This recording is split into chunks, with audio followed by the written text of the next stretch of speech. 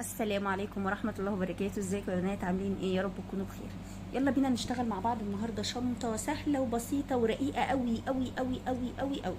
تقدري بقى انت تشتغلي بأي خيط يعجبك. انا هشتغل بخيط ستوكات كوتون جولد، انا هشتغل بيه مجوز. تقدري تشتغلي باي خيط، اي خيط تقدري تشتغلي بيه براحتك. لو هتشتغلي بديفا اشتغلي مجوز، لو هتشتغلي بكوتون جولد اشتغلي مجوز. ممكن تشتغلي مثلا ببرنسس اشتغلي مجوز. لو هتشتغلي بقى بمكرميه مصري اشتغلي مفرد. لو هتشتغلي بمكرميه قطن اللي هي زي بيور او زين برضو اشتغلي مفرد. تمام. الالوان بقى انت اللي بتختاري. زي ما قلت لكم دي كوتون جولد ستوك، انا جايباهم من جروب عطر الجنه. عايزه اقول لكم زيها بالظبط زي الستاندر. تمام. يلا نبدا مع بعض. وطبعا قبل ما نبدا ما تنسوش تعملوا لي لايك للفيديو. كل مره اقول لكم ما تنسوش اللايك. تمام. يلا انا هبتدي الاول باللون الاوف وايت. طبعا في فتل منها، في خيوط منها انا فكه الليبل بتاعتها لان هي اشتغلت منها قبل كده. انا بقى بعمل ايه؟ باخد فتله من بره البكره وفتله من جوه. باخد الفتلتين عشان اشتغل مجوز. لو انت عندك بكرتين وحابه تشتغلي من الاتنين عادي اشتغلي من البكرتين، من هنا فتله ومن هنا فتله. انا هشتغل مع الكوتون جولد المجوز بابره مقاس 4.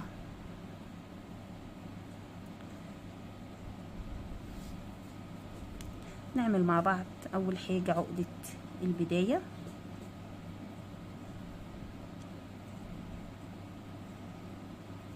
وهعمل 5 غرز سلسله. 1 2 3 4 5. هاجي على اول غرزة سلسلة انا عملتها وهقفل بمنزلقة، وهرتفع سلسلتين ودول هيبقوا معايا اول عمود. وهكمل هنا في الفراغ اشتغل 15 غرزة عمود زائد السلسلتين دول عشان يبقى معايا 16 عمود. كده احنا قلنا ده دي اول واحدة، ادي كده 2 3 4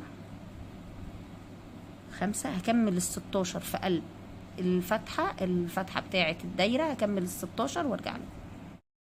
اهو يا بنات بعد ما اشتغلت ال16 غرزة عمود نعدهم مع بعض. قلنا السلسلتين اهم يعتبروا اول عمود.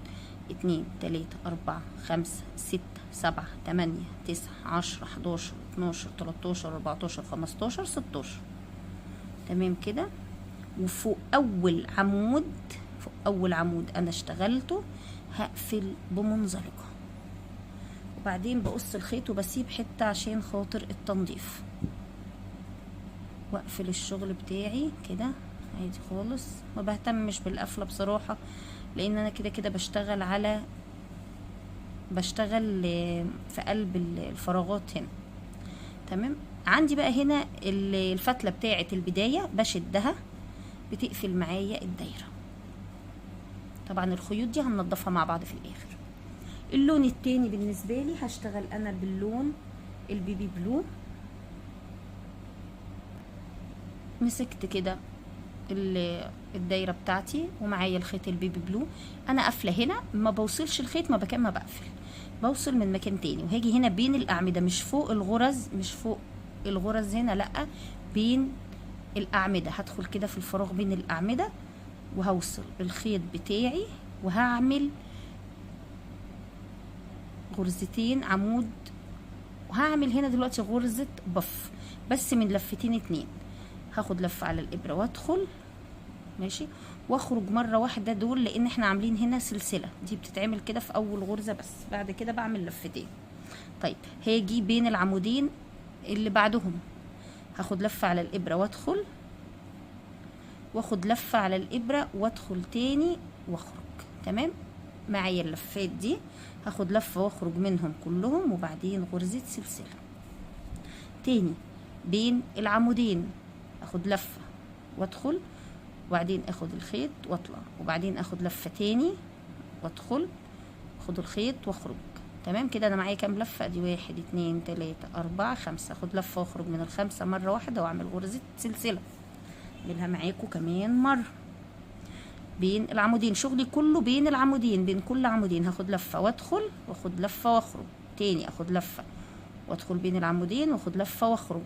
تمام، اخد لفة واخرج منهم كلهم مرة واحدة واعمل عقدة سلسلة. كمان مرة لفة اهو بين العمودين، هاخد لفة وادخل، اخد لفة واخرج، كمان لفة وادخل، كمان لفة واخرج كده وسلسلة.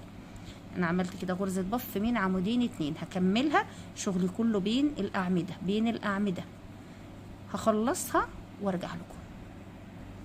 عملت اخر غرزة، بعمل سلسلة وبقفل بمنزلقة فوق راس اول غرزة هنا كده اهي، بقفل بمنزلقة، بقفل الشغل وبرضو بسيب حتة للتنظيف. دايما احب ارجع الخيط بتاعي جوه الشغل كده. تمام اهم، هتعديهم هتلاقيهم برضو 16. كل غرزنا طول وحدة الشنطة هتبقى 16 غرزة ايا كان الغرز اللي بنشتغلها. دلوقتي بقى هشتغل باللون اللافندر. تمام، برضو فتلة من جوه وفتلة من بره. اللون اللافندر وبرضو مجوز اهو يا بنات. وزي ما قلنا احنا قطعنا الخيط هنا، ما بنوصلش مكان ما قطعنا، بنوصل في مكان تاني خالص. هنا بين كل غرزة بف وبف اهي هندخل في الفراغ ونوصل الخيط بتاعنا، اطلع سلسلتين. هنا هعمل غرزة كلاستر من 3 لفات. تمام، انا طلعت سلسلتين، هاخد لفة على الابرة وادخل هنا واخد لفة واخرج. ماشي معايا 3 حلقات، هاخد لفة واطلع من حلقتين عشان اعمل عمود غير مكتمل. اول سلسلتين دول اول لفة، ودي كده تاني لفة. هناخد لفة على الابرة وندخل ولفة ونخرج، ناخد لفة ونطلع من حلقتين 2. تمام، وبعدين اخد لفة واخرج من كله. ماشي، واعمل غرزة سلسلة. هروح على الفراغ اللي بعديها، هاخد لفة على الابرة وادخل وبعدين لفة واخرج، اخد لفة واطلع من حلقتين بس، بعمل عمود غير مكتمل. ادي اول مرة في نفس الفراغ، اخد لفة وادخل وبعدين اخرج، اخد لفة واطلع من حلقتين بس. ادي كده تاني لفة في الكلاستر، هاخد لفة وادخل واخد لفة واخرج وبعدين اخد لفة واطلع من حلقتين. تمام، بقى معايا كده كام؟ 1 2 3 4 حلقات على الابره. هاخد لفه واخرج من الاربعه مره واحده وبعدين اعمل سلسله كده. دي عملنا غرزه كلاستر مكونه من 3 اعمده، نعملها مره كمان مع بعض. هناخد لفه وندخل على الفراغ نعمل عمود غير مكتمل اهو، اخد لفه وادخل تاني اعمل عمود كمان غير مكتمل، لفه وادخل اعمل تالت عمود غير مكتمل. بيتبقى معايا كام لفة على الإبرة؟ 4. هاخد لفة واخرج من ال4 مرة واحدة واقفل بغرزة سلسلة. كمان مرة لفة على الإبرة وادخل في الفراغ اعمل عمود غير مكتمل، لفة كمان وادخل اعمل تاني عمود غير مكتمل، لفة وادخل اعمل تالت عمود غير مكتمل، وبعدين اخد لفة واخرج من ال4 حلقات مرة واحدة وبعدين اعمل غرزة سلسلة. هكمل بقى الباقي. هعمل كام وحدة كلاستر؟ كام؟ 16. تمام، زي ما احنا ابتدينا هنا 16 وهنا 16 بف، هنا 16 كلاستر. هخلصهم وارجع لكم تاني ان شاء الله. وصلت اهي يا بنات لاخر غرزة كلاستر. هقفل فوق اول غرزة هنا، هقفل بمنزلقة. تمام، واقطع برضو الخيط، وقلنا بنسيب حتة للتنظيف. بعد كده بجيب اللون اهي، اللون البينك. اللون البينك برضو يا بنات مجوز، كل خيطنا مجوز. قلنا المكان اللي قفلنا فيه ما بنوصلش فيه، هنروح هنا بقى في الفراغ هنا وهنوصل الخيط بتاعنا، نطلع سلسلتين. هنعمل غرزة كلاستر زي دي بالظبط بس ب4 لفات مش 3. هاخد لفة على الإبرة وأدخل وأخرج أعمل عمود غير مكتمل. احنا قلنا أول سلسلتين دول كأنهم بيبقى أول عمود، ده التاني. هاخد لفة وأخرج وأعمل عمود غير مكتمل. ده كده التالت، أخد لفة وأدخل وأخرج وأعمل عمود غير مكتمل. ده الرابع، أخد لفة وأخرج من كله مرة واحدة. السطر اللي فات كنا بنعمل غرزة سلسلة واحدة، هنا هنعمل سلسلتين. ناخد لفة وندخل في الفراغ اللي بعده تاني، هنعمل برضو كلاستر من 4 لفات. ادي اول عمود غير مكتمل، لفة وادخل اعمل تاني عمود غير مكتمل، لفة وادخل اعمل تالت عمود غير مكتمل، لفة وادخل اعمل رابع عمود غير مكتمل. 1 2 3 4 5، معايا 5 حلقات على الابرة. خد لفة واخرج من ال5 مرة واحدة واعمل سلسلتين. هكررها معاكم مرة كمان اهو. لفة الفراغ اللي بعديه ادخل اعمل عمود غير مكتمل، تاني عمود غير مكتمل، تالت عمود غير مكتمل، رابع عمود غير مكتمل. معايا 5 لفات على الابرة، 1 2 3 4 5، 5 حلقات اهو. هاخد لفة واخرج منهم مرة واحدة وبعدين اعمل غرزتين سلسلة. هكرر بقى في كل الفراغات اللي معايا وارجع لكم تاني. خلاص يا بنات وصلت لاخر غرزة. هقفل بمنزلقة فوق الغرزة الاولى زي ما عملنا كل مرة، ونقص الخيط وندخله جوه الشغل، واجهز اللون اللي هعمل بيه السطر الاخير وهو اللون الاوف وايت. زي ما احنا متعودين ما بنوصلش في المكان اللي بنقفل فيه، نقف في اي مكان.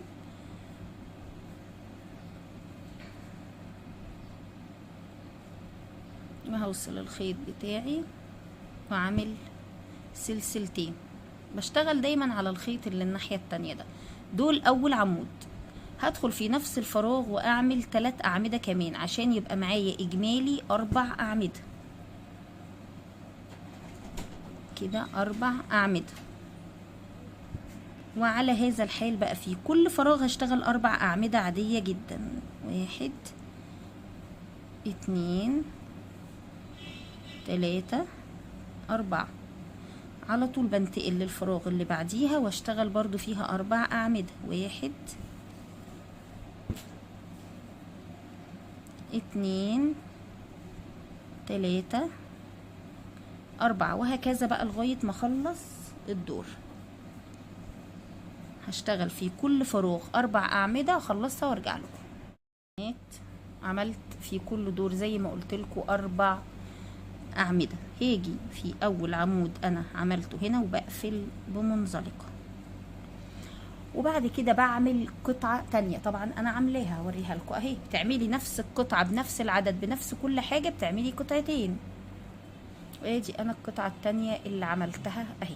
بتجيبي القطعة دي طبعا بعد ما بتنضفي خيوطك. طيب لو انت عاوزة تعملي بطانة، بتقصي قماشة على قد الدايرة وتخيطي الناحيه دي وتعملي الناحيه التانية برضو قماشه على قدها. انا مش هبطن ولسه هنضف الخيوط دي كلها.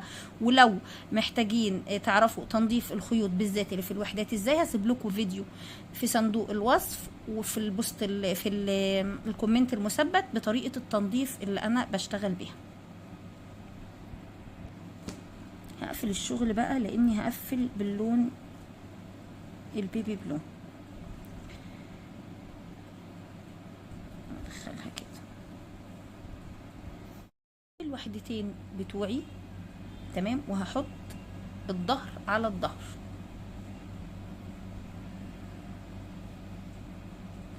وخلي بالك ان الوحدات كده تبقى هنا مثلا ال4 دول فوق ال4 دول. هسيب كام مجموعة فوق؟ هسيب 4 مجموعات. 1 2 3 4. وحطي علامة هنا وعلامة هنا.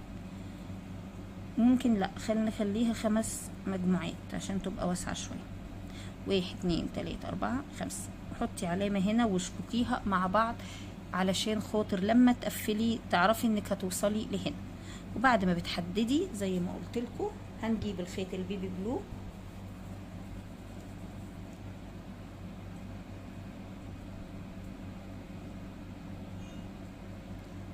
المكان او فوق الغرزة اللي انت دخلتي فيها ادخلي في اختها الناحية التانية، ونوصل زي ما قلنا احنا شغالين على وش الشغل. الظهر اهو على الظهر تمام. ونعمل غرزة كده من ايه؟ من البيبي بلو. بعد ما وصلت هعمل ايه؟ هدخل في الغرزة اللي انا وصلت فيها اعمل فيها غرزة عمود بلفة، وكمان غرزة عمود. عملت عمودين في نفس الغرزة. الغرزة اللي بعدها بص خدي بالك، انت بتاخدي الغرزة دي مع الغرزة اللي قدامها الناحية التانية، انت بتشتغلي على الجهتين. لا مش هاخد لفات، هدخل في الغرزة دي مع الغرزة التانية واعمل منزلقة. تمام. الغرزة اللي بعدها على طول هي واللي قدامها هدخل اعمل فيهم عمودين، 1 2. الغرزة اللي بعدها على طول طبعا زي ما قلنا بنشتغل على دي واللي قدامها واعمل منزلقة. اللي بعدها على طول هاخد لفة وادخل في الغرز اعمل عمودين، دي 1 2. اللي بعدها على طول هنعمل منزلقة. هفضل بقى شغالة كده بقفلها لغاية ما اوصل زي ما قلنا. انا كنت قايله لكم سيبوا علامة، مش حاطين علامة، احنا هنعدين ادي 1 2 3 4 1 2 3 4 5. هقفل قبل ال5 هنا. تمام. واسيب دول مفتوحين كده. هقفل بقى بنفس الطريقة، غرزة فيها عمودين واللي بعدها فيها منزلقة، غرزة فيها عمودين واللي بعدها فيها منزلقة. تمام. هكملها بقى بنفس الطريقة وارجع لكم ان شاء الله. قفلت اهو يا بنات، شايفين انا لسه ما قطعتش الخيط. اخر غرزة عندي زي ما عاملين اهو مع بعض منزلقة، وادي شكل الوسع بتاعها. بصوا كده على شكل السطر الاخير ده الوش بتاعه، وده الظهر. مفيش فرق الحمد لله، ظهر زي الوش. طيب انا مش هقطع الخيط، انا هعمل بنفس الخيط اللي انا شغاله بيه هعمل السلسله. هعمل سلسله عشان تبقى ايد الشنطه، بس خدي بالك لازم تبقى اخر غرزه عندك منزلقه، ما ينفعش تبقى اخر غرزه الاعمده وبعدين تعملي ايد الشنطه. اعملي اخر غرزه المنزلقه وبعدين تعملي عدد سلاسل، ايا كان بقى عدد السلاسل حسب طول ايد الشنطه اللي انت حباه. عايزاها بقى تبقى على الكتف، تبقى كروس، البنت تشيلها في ايدها حسب ما انت حابه. عدد سلاسل كده. انا هشتغل عدد السلاسل وارجع. بعد ما خلصت السلسله هروح الجهه المقابله. تمام. وهقوم ايه ماسكه الغرزه اللي لازقه على طول في البينك اللي البيبي بلو هنا. يعني ما تروحيش تقفلي، بص ما تروحيش تقفلي جنبها تخلي في فراغ باين كده، لا، على طول في نفس الغرزه اللي فيها البيبي بلو. ماشي. واعمل منزلقه بيها. تمام. وبعدين هلف في الشغل بتاعي وهشتغل على السلسله دي منزلقات. على كل السلسله دي، على كل غرزه سلسله هشتغل غرزه منزلقه علشان بس نعرض الايد شويه. عايزه تشتغلي حشو اشتغلي، بس انا بحس ان المنزلقه بيكون شكلها اظرف بكتير. وللعلم في الشنطه الاصليه المنزلقه اللي انا بعملها بالبيبي بلو دي اللي فوق اللون ده هي معموله هناك بالاوف وايت، بس انا مش حابه بقى، انا خلاص كفايه كده. هشتغل ايه بنفس اللون منزلقه فوق كل سلسله.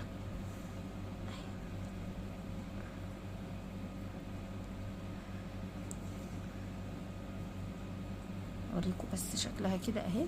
بصوا هشتغل بقى عليها كلها وارجع لكم تاني ان شاء الله. وصلت يا بنات لاخر غرزة في المنزلقات، وهقفل هنا تحتها في قلب اللون بتاعها هقفل بمنزلقة.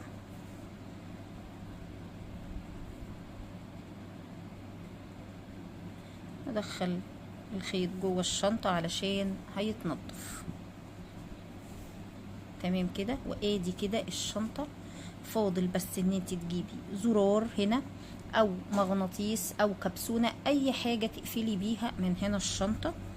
وكده الشنطة اهي بتاعتنا خلصت. استنى اوسع لكم الكادر اهي. لما خلصت طبعا انا هستنى رأيكم فيها عايزه اقول لكم الشنطه رقيقه قوي فوق ما تتخيلوا، رقيقه بطريقه وجميله، تنفع لبنوته صغيره لبنوته كبيره على حسب ما انت حابه اهي. وعايزه اقول لكم كميه الخيط لا تذكر يعني انت